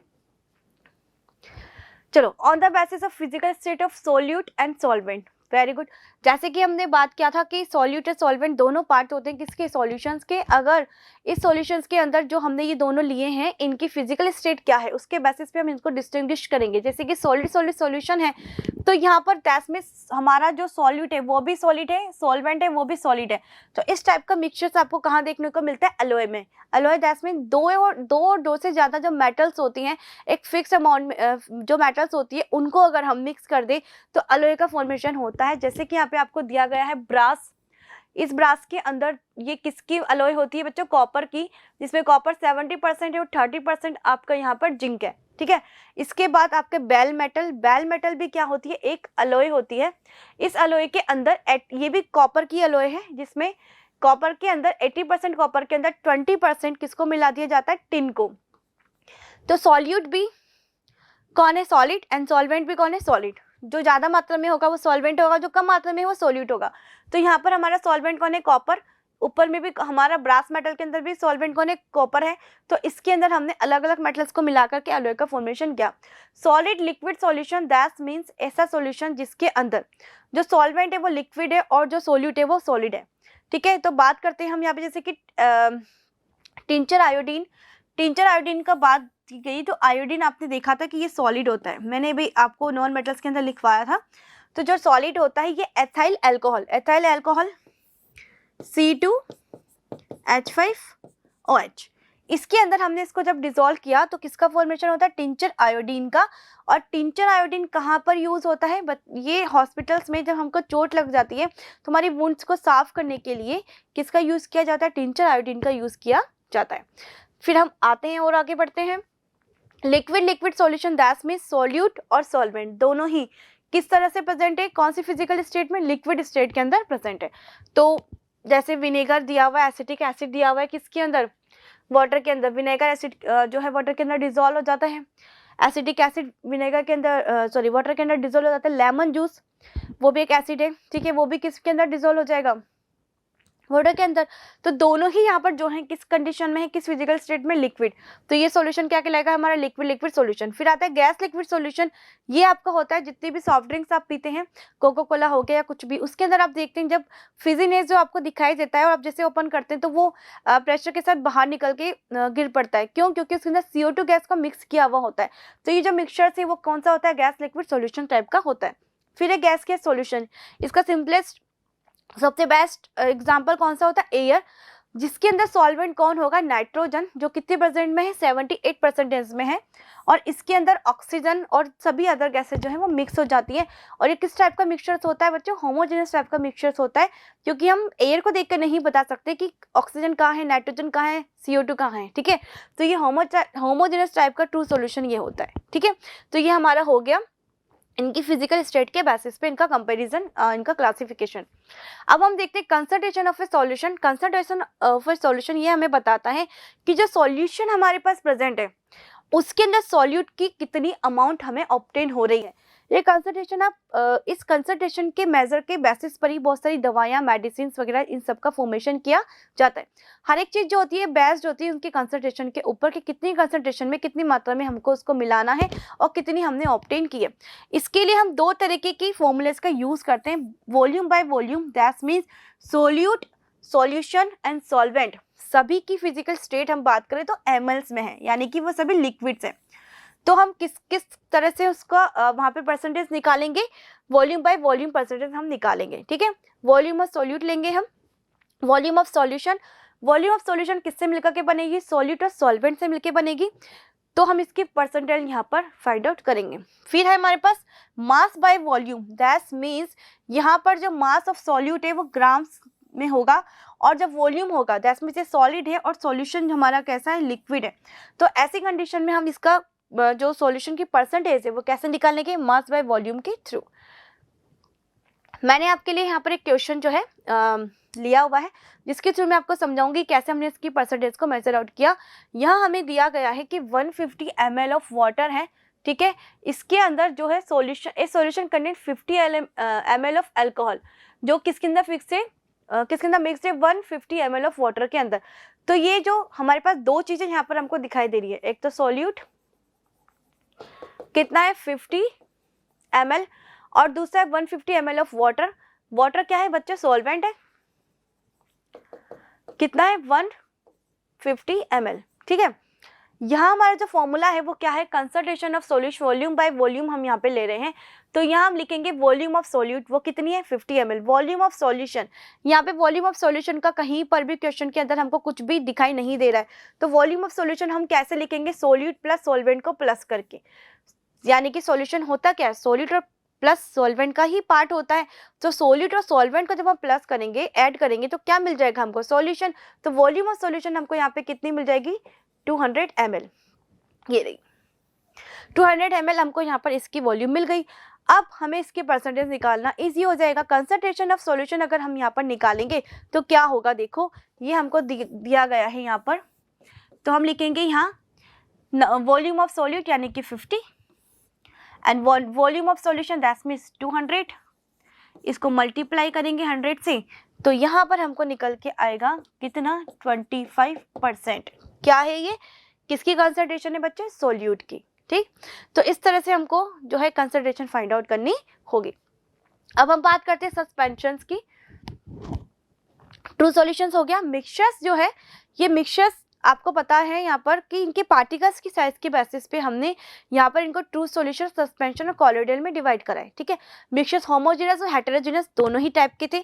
होमोजेनस को हमने क्या कहा? दूसरा नाम ट्रू सॉल्यूशंस कहा। अब बात आती है किसकी? हेटेरोजेनस टाइप के मिक्सचर्स की। तो हेटेरो टाइप के जो मिक्सचर्स है उसके अंदर कौन कौन होगा? सस्पेंशंस होंगे और कॉलोइडल सॉल्यूशंस होंगे। सस्पेंशंस की अगर हम बात करें तो सब पहले ही लाइन में आपको साफ दिखाई दे रहा है ये कैसे मिक्सचर होते हैं? हेटेरोजेनस टाइप के मिक्सचर्स होते हैं। इनके अंदर इनसॉल्युबल पार्टिकल्स ऑफ सॉल्यूट जो है वो प्रेजेंट होते हैं और ये काफी बड़े साइज के पार्टिकल्स होते हैं जिनको हम इजीली अपने नेक्ड आइज से देख सकते हैं। इनका डायमीटर अगर हम बात करें तो 10⁻⁵ सेंटीमीटर होता है। ये सभी कौन से सॉल्यूशंस होते हैं?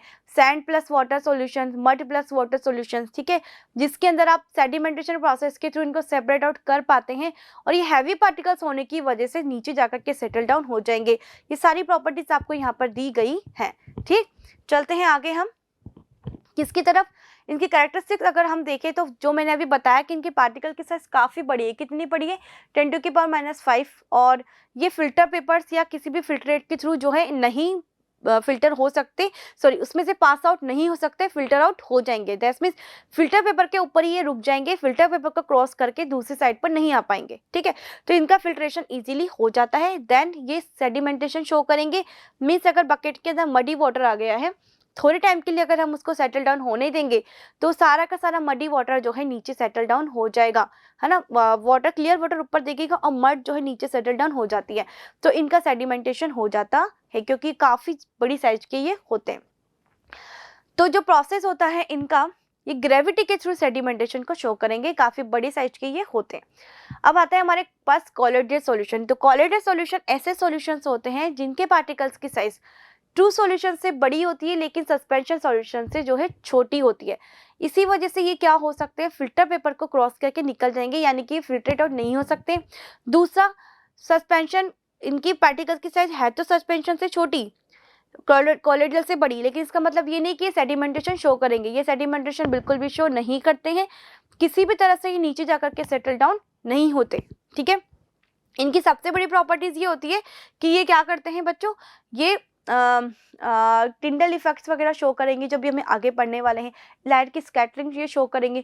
बहुत ही छोटे पार्टिकल्स होते हैं जिसको हम इजीली नहीं देख पा रहे, लेकिन है बड़े किससे? ट्रू सॉल्यूशन से। ठीक है, इनके कुछ एग्जाम्पल दिए हुए हैं, जैसे कि ब्लड है, मिल्क है, राइटिंग इंक जिससे आप लिखते हो, जेली है, स्टार्च सॉल्यूशन है, मिस्ट है, फोग है, सॉप सॉल्यूशन है, टूथपेस्ट है, फेस क्रीम है हमारी। ये सब कैसे सॉल्यूशंस होते हैं? कॉलोइडल सॉल्यूशंस होते हैं। तो एरोसोल जो आप देखते हो, एयर, वो सब भी क्या है तो हेटेरोजेनस टाइप का मिक्सचर, लेकिन उसके अंदर बहुत सारी कॉलोइडल सॉल्यूशंस जो है वहाँ पे प्रेजेंट होंगे। ठीक है, अब कैरेक्टरिस्टिक्स, जैसे मैंने आपको बताया कि इनकी पार्टिकल्स की साइज दोनों की ही बीच की होगी। किसके बीच की होगी? ट्रू सॉल्यूशन से बड़ी और सस्पेंशन से छोटी। तो यहाँ पर जैसे दिया हुआ है, इनका डायमीटर जो होगा 10⁻⁷ से लेके 10⁻⁵ सेंटीमीटर के बीच में होगा। ये जो होते हैं विजिबल होते हैं ओनली कब? जब इनको माइक्रोस्कोप से देखा जा सकता है ना, लेकिन ट्रू सॉल्यूशन में ऐसा नहीं कर सकते हम। पार्टिकल ऑफ कॉलोइडल सॉल्यूशन जो do not settle down at the passes of time. That means जैसे हमने बोला था सस्पेंशन में कि 2 घंटे या 3 घंटे के लिए अगर हमने मडी वाटर को रख दिया तो थोड़ी देर के बाद मड जो है नीचे सेटल डाउन हो जाती है और क्लियर वाटर दिखेगा। दैट मीन्स सेडिमेंटेशन हो गया। लेकिन आप सोचिए कॉलोइडल सॉल्यूशन में ऐसा करते हैं हम तो ऐसा बिल्कुल नहीं होगा। ब्लड अगर आपका कभी कट गया, आपको घाव निकल गया, ब्लड उसमें से निकला, तो आप सोचिए कि ब्लड को 1-2 घंटे के लिए रख दूँ तो उसके अंदर जो कॉन्स्टिट्यूएंट पार्टिकल्स जो भी थे, है ना, जो भी सेल्स थी, जो भी प्रेजेंट था, वो नीचे सेटल डाउन हो जाएगा, तो ऐसा बिल्कुल भी नहीं हो सकता। मिल्क जो है, मिल्क भी एक कोलिडेड सॉल्यूशन है, उसमें कितनी ही देर आप मिल्क को रखें उसके कॉन्स्टिट्यूएंट पार्टिकल्स कभी भी दिखाई नहीं देंगे, क्योंकि वो सेडिमेंटेशन शो नहीं करेंगे। ठीक है, कोलिडेड सॉल्यूशन जो है इजीली पास हो जाते हैं, किसमें से, फिल्टर पेपर में से। ये किस टाइप के होते हैं, ये हेटेरोजेनस ही होते हैं, क्योंकि ये कोलिडेड सॉल्यूशंस के अंदर जो पार्टिकल्स है वो आपको ऐसा लगता है कि ये डिसॉल्व हो चुके हैं, इसके अंदर पूरी तरह से मिक्स है, लेकिन नहीं, ये इनसॉल्युबल ही कंडीशन में होंगे। कोलिडेड सॉल्यूशन जो होता है वो ट्रांसपेरेंट नहीं होते, ये ट्रांसल्यूसेंट होते हैं। ठीक है, the particles of colloidal solution scatter light, जब ये किसी स्ट्रॉन्ग बीम में से निकलेंगे तो लाइट को स्कैटर करेंगे। इनकी सबसे बड़ी प्रॉपर्टीज होती है कि लाइट की स्कैटरिंग को शो करेंगे। दैट मीन्स लाइट जिस पाथ से जा रही है एक फिक्स्ड राइट एंगल में, ये उसके पाथ को शो कर सकते हैं, ये स्कैटरिंग ऑफ लाइट को शो करेंगे। तो आगे हम देखते हैं कोलिडेड पार्टिकल्स की कुछ कैरेक्टरिस्टिक्स या इसकी कुछ खास प्रॉपर्टीज मैं आपको यहाँ बता रही हूँ। सबसे पहले जो होता है scattering of light. Scattering of light जो है ये हमें किसने बताया था, टिंडल ने बताया था, इसीलिए इसको क्या बोल दिया गया है, टिंडल इफेक्ट। एक साइंटिस्ट है टिंडल जिसने इस इफेक्ट को बताया था, इसलिए हमने इसको बोला टिंडल इफेक्ट। तो यहाँ पर आप देख सकते हैं कि ये जो कोलिडेड सॉल्यूशंस हैं इसके अंदर हमने बीम ऑफ लाइट को डाला, तो ये जो लेंसेज है ये क्या काम कर रहा है, उनकी फिक्स्ड पाथ को जो है स्कैटर कराने का, वहां पर पहुंचाने का काम ये कर रहा है एक फिक्स रेशियो, फिक्स पाथ के अंदर। तो जब कोलिडेड सॉल्यूशन के अंदर ये लाइट जाएगी तो जो रिफ्लेक्शन यहाँ पर हो रहा है, जो लाइट का जो पाथ है वो उस कोलिडेड सॉल्यूशंस के अंदर माइक्रोस्कोप से देखने पर हमको क्लियरली दिखाई देगा। ये क्या होता है, हमारा टिंडल इफेक्ट। एक कोन यहाँ पे बन गया है, देखो एक एंगल बन गया है यहाँ पर, तो इसीलिए इस एंगल को हम बोलते हैं टिंडल कोन। ठीक है, तो ये जो प्रॉपर्टीज होती है वो सब किसके अंदर होती है, कोलिडेड सॉल्यूशन में। अगर हम ट्रू सॉल्यूशंस के अंदर ऐसा करेंगे तो क्या होगा, वो पूरी की पूरी लाइट जो है पास हो जाएगी, कंप्लीटली पास हो जाएगी, क्योंकि वो कैसे होते हैं, ट्रांसपेरेंट होते हैं, जबकि ट्रांसल्यूसेंट है। कुछ लाइट्स ऑफ अमाउंट को ये जो है वहाँ पे रोक देंगे, अपने अंदर से पास होने जाने नहीं देंगे, क्योंकि इनके पार्टिकल्स कभी भी सेडिमेंटेशन शो नहीं करते, वो हमेशा क्या करते रहेंगे, घूमते रहेंगे, सस्पेंशन करेंगे, दैट मीन्स घूमते रहना, है ना, उसके अंदर प्रेजेंट रहेंगे। तो जैसे ही लाइट बीम उनसे टकराएगी, टकरा करके एक फिक्स्ड पाथ में अपना रिफ्लेक्शन शो करेगी और वो फिक्स पाथ विजिबल होगा, जिसको हम कहते हैं टिंडल इफेक्ट। और इस टिंडल इफेक्ट में एक जो कॉन बनता है, इस तरह से कॉन का शेप, इसलिए इसको क्या बोलते हैं, हम टिंडल कॉन कहते हैं। ऐसा आप अपने जनरल लाइफ के अंदर भी देखते हैं। अगर ये तो हमारे फॉरेस्ट का बताया हुआ है, लेकिन अगर हमारी घर की जो विंडो है, अगर वहाँ पे कोई होल है, तो उसमें से अगर कोई लाइट बीम एंटर कर रही होगी तो एक फिक्स्ड पाथ आपको उसका विजिबल होगा वहां से आते हुए, और वहां पर आपको जो है छोटे छोटे डस्ट पार्टिकल्स जो है उसके अंदर घूमते हुए दिखाई देंगे। तो वो जो डस्ट पार्टिकल्स थे वो क्या थे, एयर के अंदर प्रेजेंट थे, और वो एयर क्या है, एक कोलिडेड सॉल्यूशन है। और कोलिडेड सॉल्यूशन जब वो है तो वो पार्टिकल्स टकरा करके लाइट से उसके पाथ को वहां पर विजिबल बना रहे हैं। ठीक है, तो वो इफेक्ट जो होता है वो भी टिंडल इफेक्ट होता है। सेम ऐसा इफेक्ट आपको देखने को मिलता है फॉरेस्ट के अंदर, जो काफी घना फॉरेस्ट है, उसके बीच में से जब जो लाइट आ रही होती है तो वहां पर ये देखो आपके जो पाथ्स है ये विजिबल आपको यहाँ पर दिखाई दे रहे हैं। तो ये इफेक्ट जो है टिंडल इफेक्ट है। ठीक है, किसने दिया था, हमको टिंडल ने दिया था। इसकी जो नेक्स्ट प्रॉपर्टी जो है वो क्या है कि the particles of a colloidal solution are electrically charged. ठीक है, अब कैसे, दैट मीन्स होता क्या है कि जो कोलिडेड सॉल्यूशंस है उनके जितने भी पार्टिकल्स होंगे उनके अंदर फिक्स इलेक्ट्रिकली चार्ज होता है। मीन्स या तो पूरे के पूरे पॉजिटिवली चार्ज होंगे या वो पूरे के पूरे नेगेटिवली चार्ज होंगे। इनको अगर हमको इनके चार्ज को अगर हम हटा दें, लॉस करवा दें, तो क्या होगा, देन ये न्यूट्रल हो जाएंगे और तब जाके सेटल डाउन हो जाते हैं। तो आपने देखा होगा डस्ट पार्टिकल्स जो हैं, हमने बोला कि एयर के अंदर प्रेजेंट है और ये कोलिडेड सॉल्यूशन का फॉर्मेशन कर रहे हैं, लेकिन हमारे घर के अंदर फिर भी हमको डस्ट दिखाई देती है। और मैंने कहा था कि ये कभी भी सस्पेंशन को शो नहीं करते, सेडिमेंटेशन को शो नहीं करते। तो जो डस्ट पार्टिकल्स हैं उनका जो चार्ज है वो भी एक सभी के पार्टिकल्स के पास सिमिलर चार्ज था। सिमिलर चार्ज होने की वजह से क्या हो रहा था, एक दूसरे को रिपेल कर रहे थे और धक्का मुक्की होते होते वो घूमते चले जा रहे थे। ठीक है, लेकिन कुछ ऐसे चार्ज उनके बीच में आ जाए जो उनसे अपोजिट चार्ज वाले हों सॉरी, तो क्या होगा, वो वहां पर न्यूट्रल हो जाएंगे और न्यूट्रल होकर के हैवी पार्टिकल्स के अंदर कन्वर्ट हो जाएंगे, और कन्वर्ट होकर के क्या होंगे, नीचे जाकर के सेटल डाउन हो जाते हैं। तो ये जो प्रोसेस है आपका, ये क्या कहलाता है, इलेक्ट्रोपोरेसिस। ठीक है, और इलेक्ट्रोपोरेसिस के अंदर तो हम यहाँ पे क्या कर रहे हैं, इन्फ्लुएंस डाल रहे हैं किसका, इलेक्ट्रोमैग्नेटिक फील्ड का, ठीक है। तो इलेक्ट्रोमैग्नेटिक फील्ड के थ्रू कोलिडेड पार्टिकल्स के चार्ज को लॉस करना या उनको न्यूट्रलाइज करके सेटल डाउन कराने का जो प्रोसेस है वो इलेक्ट्रोफोरेसिस कहलाता है। लेकिन जनरल लाइफ में अगर मैं बात करूं आपको तो इसको कोगुलेशन हम कहेंगे, जिसमें किसी भी बिना इलेक्ट्रोमैग्नेटिक फील्ड के अगर हम कोलिडेड जो पार्टिकल्स हैं उनको हैवी बना के सेटल डाउन अगर करवा रहे हैं तो वो प्रोसेस क्या कहलाता है बच्चों, कोगुलेशन।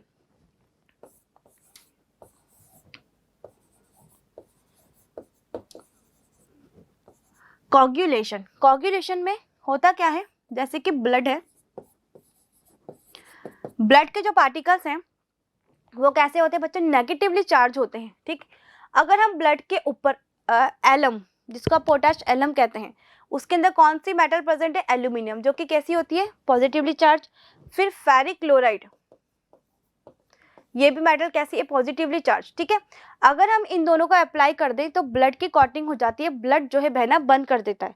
ऐसा क्यों, क्योंकि ये प्रोसेस क्या होता है, कोगुलेशन होता है। जो कोलिडेड से सॉल्यूशन है ब्लड का वो सिमिलर टाइप्स के चार्ज को शो कर रहा था, लेकिन हमने जब अपोजिट चार्ज उनके ऊपर अप्लाई किया तो वो एक दूसरे से न्यूट्रल हो गए, न्यूट्रल होकर के हैवी कंपाउंड के अंदर, हैवी पार्टिकल्स के अंदर चेंज हो गए और सेटल डाउन हो गए।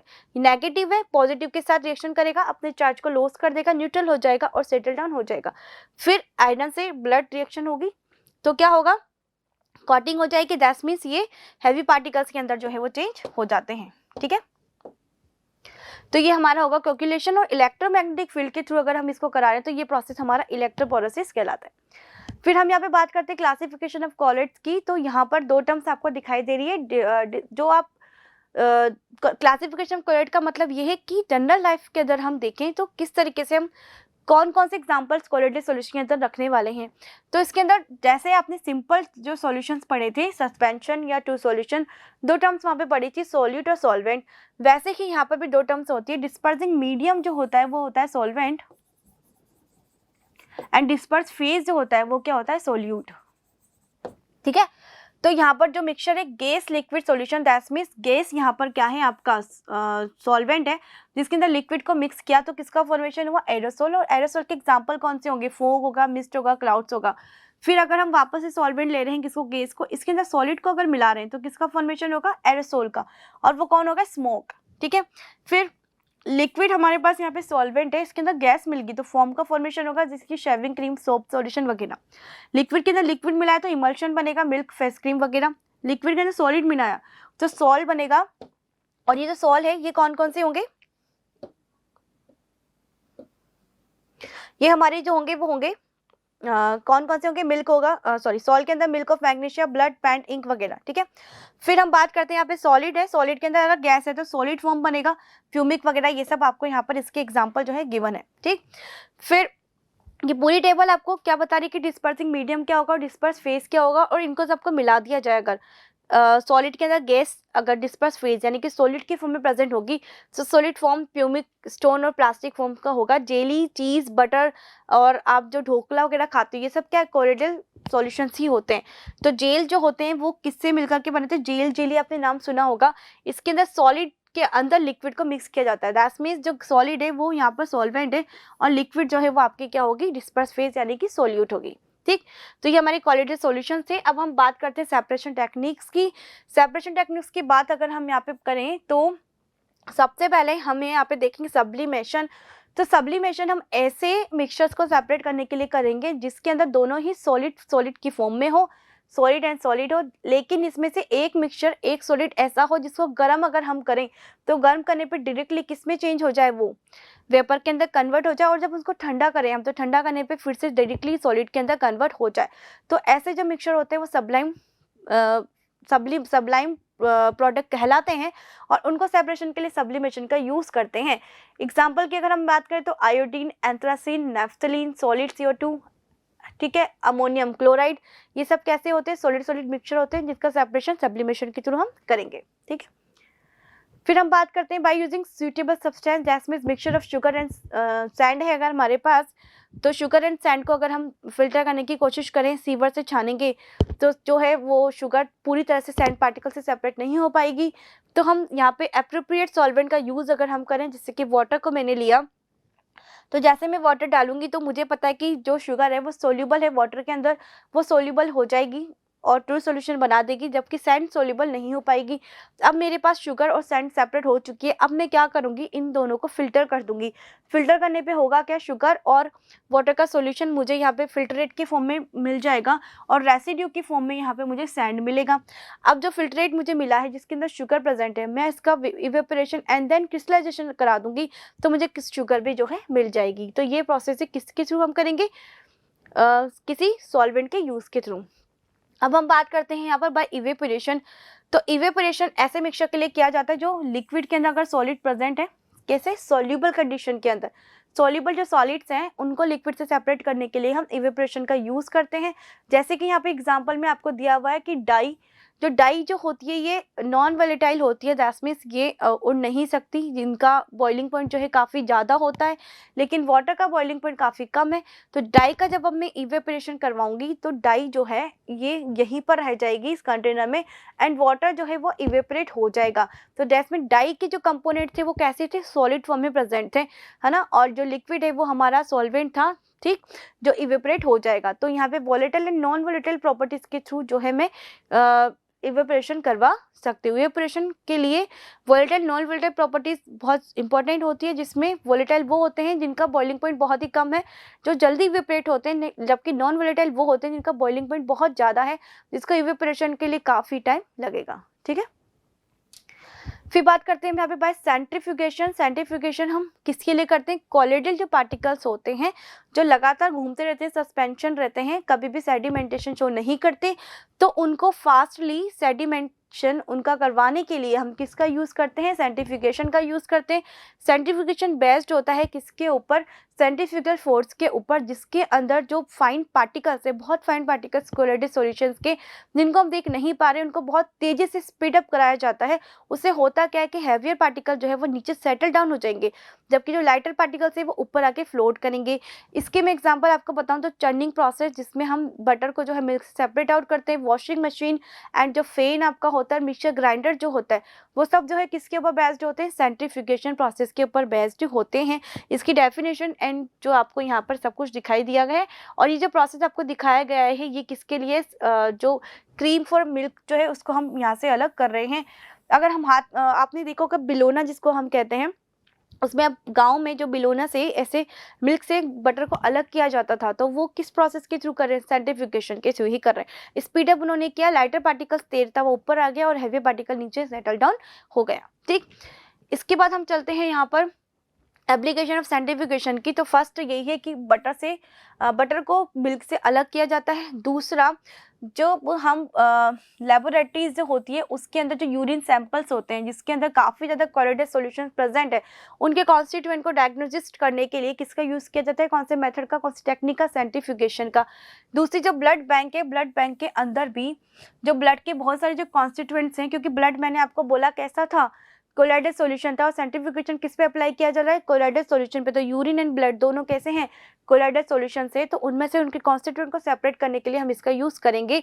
दूसरा है जो ड्राइंग मशीन जो होती है, यानी कि वॉशिंग मशीन जो क्लोथ्स को धोती है, उसके अंदर भी किस टेक्निक का यूज़ किया जाता है, सेंट्रीफ्यूगेशन का। फिर यहाँ पर हम बात करते हैं बाय क्रोमेटोग्राफी। क्रोमेटोग्राफी जो होता है इसका यूज़ हम कहाँ पे करेंगे, इसका यूज़ ऐसे सॉलिड्स को हम लिक्विड में से सेपरेट आउट करेंगे जो इवेपोरेशन के थ्रू पूरी तरह से नहीं निकल सकते, और उनके अंदर बहुत सारे जो है वहाँ पर कॉन्स्टिट्यूएंट प्रेजेंट है सॉल्यूट्स के, जो ईजिली हमको नहीं मिल रहे हैं। ठीक है, अब ये जो है जैसे कि मिक्सचर ऑफ लाइम है, इंक है एंड डाइज है। अब जो हमारा ये क्रोमेटोग्राफी जो किया जाता है, क्रोमेटोग्राफी के लिए हमको यहाँ पे चाहिए होता है एब्जॉर्बेंट,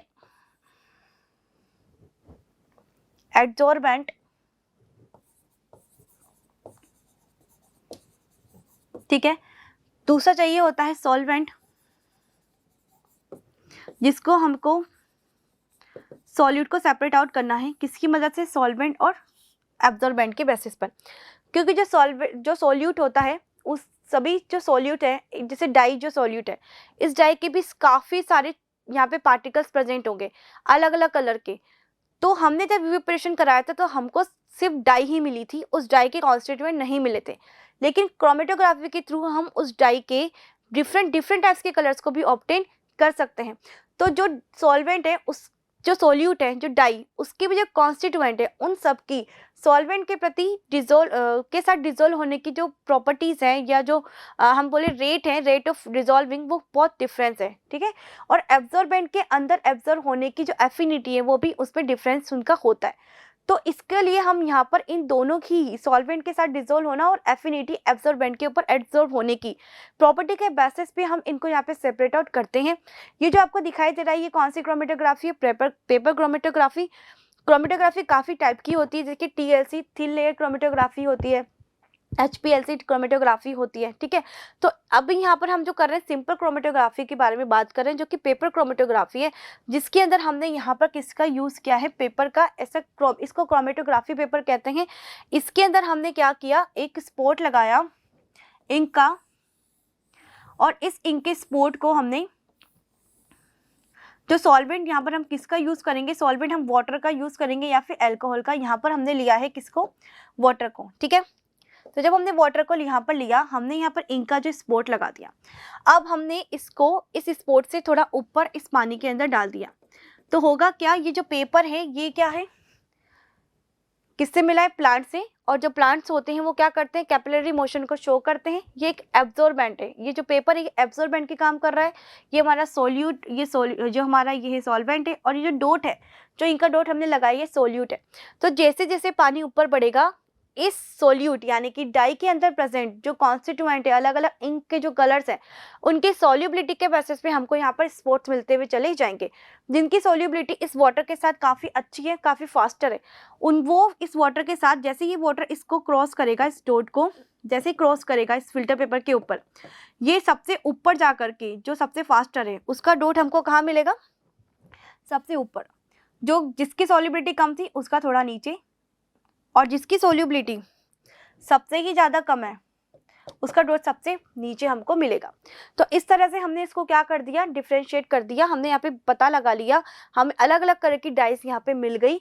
जो ज़्यादा इस एब्जॉर्बेंट के अंदर सॉल्वेंट के साथ जो जल्दी डिजोल्व हो सकता था वो सबसे ऊपर मिला, और जो सबसे कम जिसकी सॉल्युबिलिटी थी वो सबसे नीचे हमको ऑब्टेन हो गया। तो इस तरह से हमने क्या कर लिया? एक डाई में से भी उसके डिफरेंट डिफरेंट कलर्स को यहाँ पर ऑब्टेन कर लिया। अब हम देखते हैं कि इस क्रोमेटोग्राफी का यूज हम कहाँ कहाँ करते हैं, क्या इसकी एप्लीकेशंस है। तो एडवांटेज क्या होता है कि वेरी वेरी स्मॉल अमाउंट को भी हम इसमें से हम निकाल सकते हैं, और इसमें बिल्कुल भी वेस्टेज नहीं होता है। अब एप्लीकेशन देखें अगर हम, तो it is use to separation colours of dye. जो डाइज आप डाई जो होती है मतलब डिफरेंट डिफरेंट कलर्स की, वो हम इससे ऑब्टेन कर सकते हैं।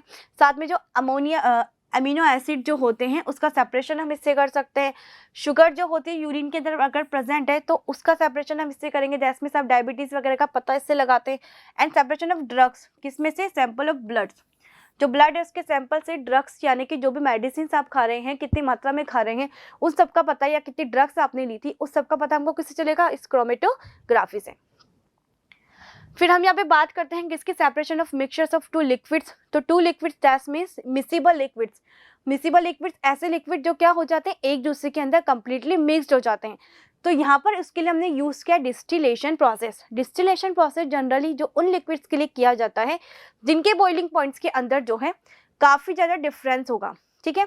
तो काफ़ी ज़्यादा डिफरेंस होगा, तो हम जब इनको इस डिस्टिलेशन फ्लास्क के अंदर गर्म करेंगे तो जो पहले जो वॉलेटाइल होगा यानी कि जिनका बॉइलिंग पॉइंट कम है, काफ़ी डिफरेंस है इसमें 25 डिग्री सेल्सियस से ज़्यादा का डिफरेंस। तो जब हम इसको गर्म करेंगे तो जो वॉलेटाइल होगा वो जल्दी गर्म होगा, और गर्म होकर के यहाँ पर कंडेंसर के अंदर आ जाएगा, और कंडेंसर के अंदर ठंडा होकर के कंडेंस होकर के दूसरे कंटेनर में इकट्ठा कर लिया जाएगा। तो ये जो प्रोसेस होता है वो हमारा क्या कहलाता है? Simple distillation. इस तरह से हम डिस्टिल वाटर का गेन करते हैं, और डिस्टिल वाटर जो होता है वो प्योरेस्ट फॉर्म ऑफ वाटर होता है जिसका यूज़ मेडिसिन वगैरह में किया जाता है। अब हम बात करते हैं यहाँ पर किसकी? फ्रैक्शन डिस्टिलेशन की। देखो, डिस्टिलेशन और फ्रैक्शन डिस्टिलेशन दोनों का मेथड सेम ही है। क्या मेथड होगा? पहले इवेपोरेशन देन फिर कंडेंसेशन, लेकिन नाम में यहाँ पे क्या दिया गया? Fractional distillation. क्यों? क्योंकि इसके अंदर फ्रैक्शनल कॉलम का यूज किया जाता है। ये इस तरह की फ्रैक्शनल कॉलम होती है जिसका यूज यहाँ पर होता है, और इस फ्रैक्शनल कॉलम का यूज क्या है? ये फ्रैक्शनल कॉलम इससे लगाई जाती है क्योंकि ये उन लिक्विड्स को सेपरेट करने के लिए यूज में होता है जिनके बीच में 25 डिग्री सेल्सियस से कम का डिफरेंस होता है, ठीक है। तो जब 25 डिग्री सेल्सियस से कम का डिफरेंस इनके बीच में, दैट मींस बॉइलिंग पॉइंट बहुत नियरेस्ट है। तो ऐसे लिक्विड्स को सेपरेट करने के लिए फ्रैक्शनल डिस्टिलेशन का यूज़ करता है। लेकिन प्रॉब्लम ये है, जब हमने इन दोनों को एक साथ गर्म किया तो गर्म करने पर होगा क्या, इसमें से दोनों जैसे ही गर्म होंगे तो दूसरा भी इसके पीछे पीछे यहाँ पे इवेपोरेट होता हुआ चला आएगा और दोनों ही एक साथ कंडेंस हो जाएंगे क्योंकि डिफरेंस काफ़ी कम है। तो इनको हमें क्या करना पड़ेगा, फ्रैक्शनल कॉलम के यहाँ पर हमने लगाया है ताकि जो हमारा वोलेटाइल है यानी कि जिसका बॉइलिंग पॉइंट कम है, वो जब यहाँ से होता हुआ जाएगा तो पूरी तरह से वो इसको क्रॉस कर लेगा। लेकिन इसके पीछे जिसका बॉइलिंग डिफरेंस 25 से कम था, जो नॉन वोलेटाइल था, उसके कंपैरिजन में नॉन वोलेटाइल था, दोनों ही वोलेटाइल है लेकिन उसके कंपैरिजन में वो नॉन वोलेटाइल है।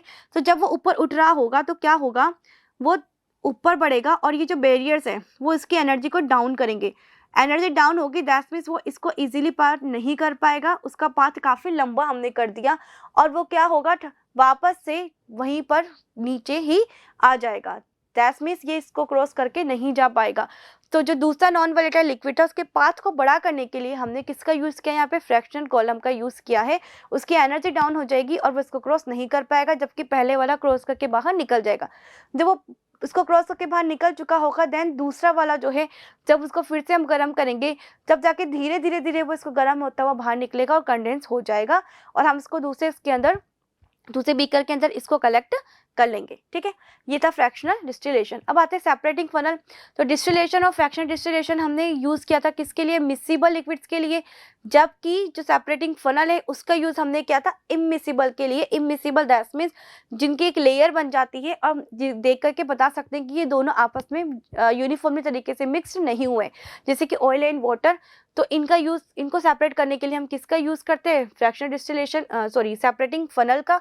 सेपरेटिंग फनल में हम यहाँ देखते हैं कि जो हैवियर लिक्विड होता है वो नीचे की तरफ रहता है और जो लाइटर लिक्विड है उसकी लेयर दिखाई देती है, जैसे कि ऑयल जो लाइटर होता है वाटर में फ्लोट करता है उसकी लेयर ऊपर रहती है, एंड जो हैवियर है वाटर उसकी लेयर जो नीचे बन जाती है। तो ऐसे लिक्विड जो होती है इमिसिबल लिक्विड्स कहलाते हैं, जिसको हम सेपरेटिंग फनल से सेपरेट आउट कर लेते हैं। ठीक है, फिर इसकी एप्लीकेशंस देखो आप दिखाई दे रही है कि जो this matter is use for separating any two immiscible liquid, this matter is use in separation of sludge यानी कि वेस्ट मटेरियल्स जो होते हैं from the molten metals during their extraction. For example during the that's में जब metals का extraction किया जाता है उनसे उनके जो ऑर्स होती हैं उन ऑर्स से जब मेटल को प्योरीफाई किया होता है तो वहाँ पे मोल्टन जो मेटल्स होती हैं उसमें से हम सेपरेटिंग फनल के थ्रू जो है उनका एक्सट्रैक्ट आउट कर सकते हैं। ठीक है, अब हम आगे बढ़ते हैं कहाँ पर, सेपरेशन ऑफ गैसेस, यानी कि जो एयर है वो भी हमने कहा था मिक्सचर से, तो उसका सेपरेशन भी एसेंशियल है। एयर को सेपरेट करने के लिए यहाँ पे कुछ स्टेप्स हमको फॉलो करनी होगी। सबसे पहले तो एयर को हमको कंप्रेस करना होगा, कंप्रेस करने के बाद इसको लिक्विफिकेशन करना होगा, लिक्विफिकेशन के बाद हम इसका फ्रैक्शन डिस्टिलेशन करेंगे। और फ्रैक्शन डिस्टिलेशन आपको पता है कि बॉइलिंग पॉइंट के बेसिस पर होगा, जिसमें से ऑक्सीजन का यहाँ पर आपको दिया गया है -183 डिग्री सेल्सियस एंड आर्गन का है -186 डिग्री सेल्सियस एंड नाइट्रोजन है -196 डिग्री सेल्सियस। तो हम यहाँ पे बात करें तो जो माइनस वाला है, माइनस में सबसे कम, दैट मीन्स इसका बॉइलिंग पॉइंट सबसे ज़्यादा है, तो ये हमको सबसे लास्ट में ऑब्टेन होगी फ्रैक्शन डिस्टिलेशन के थ्रू। उसके बाद हमको यहाँ पे मिलेगी ऑर्गन और सबसे पहले मिलेगी नाइट्रोजन।